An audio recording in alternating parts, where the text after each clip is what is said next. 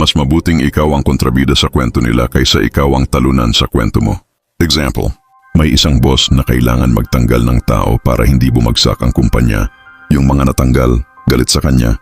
Pero dahil sa matibay niyang desisyon, nakaligtas ang negosyo at daan-daang iba pang empleyado.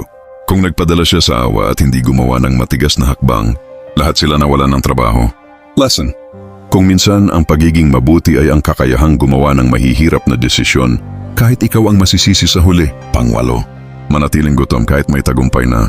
Maraming tao ang umaangat saglit pero bumabagsak dahil naging kampante sila.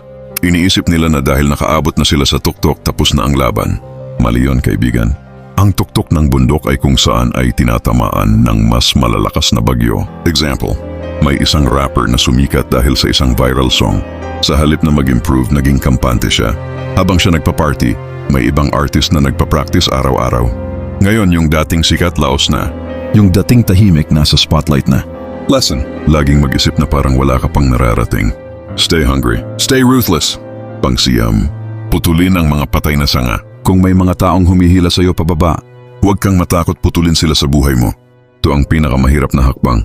Lalo na kung ito ay isa sa mga kamag-anak mo pero isa din ito sa pinaka-importanting gawin. Example, may isang negosyante na hindi umaasenso kasi lagi niyang sinasama sa plano ang mga kaibigan at kamag-anak niyang walang ambisyon. Laging inuman, laging gala at puro utang sa kanya. Noong nagdesisyon siyang lumayo at tumutok sa goal niya, doon lang siya nagsimulang umasenso. Lesson: hindi mo kayang lumipad kung ang kasama mo ay mga taong sanay gumapang. Pangsampu, maging isang misteryo. Ang taong mahirap basahin, mahirap labanan. Kapag hindi alam ng tao kung ano ang susunod mong hakbang, sila ang nagiging paranoid, sila ang nagiging mahina. Example, may isang negosyante na kilala sa pagiging unpredictable. Kahit ang mga kalaban niya, hindi alam kung saan siya susulpot. Kaya takot silang galawin siya kasi hindi nila alam kung ano ang kapalit. Lesson: sa laro ng buhay, hindi laging pinakamalakas ang nananalo, kundi yung pinakamahirap hulaan. Sa mundong ito, kaibigan, hindi sapat na maging mabait at umaasa na gaganda ang lahat. Kung gusto mong umangat, kailangan mong maging matalino, tahimik at ruthless. Dahil sa dulo, walang gantimpala ang mahina at walang awang ipinapakita ang laro ng kapangyarihan. Tandaan mo, kaibigan, sa mundong ito walang maawa sa mahina.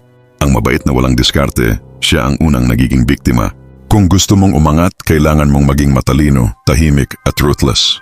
Kung marami kang natutunan dito, mag-comment ka ng Stay Ruthless.